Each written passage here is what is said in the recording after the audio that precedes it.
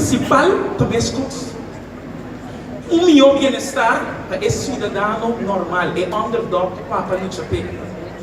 Essa não vítima promete no sistema uma oportunidade igual para tu render, para tu de corso, corso sem censura, corso sem opressão, livre de discriminação. Mas a coisa mais principal que sempre me avisa e como relatada em história na minha lesa, que nós mestres corda tu rende também, com 30 de maio, jamais é intenção estava para causar violência, jamais. Sempre o líder não estava consciente que violência não ganha nada em vida, nada. Pois, para mim é irônico que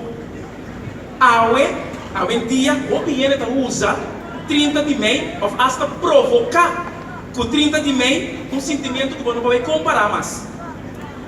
Com essa situação aí, nós podemos comparar a então nós hasta vista nós chamamos 30 de maio a trove. Cada um é que bem nós chamamos 30 de maio a trove.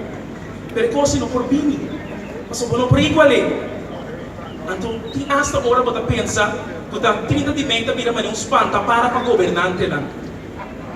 Está funcionando. Comemorar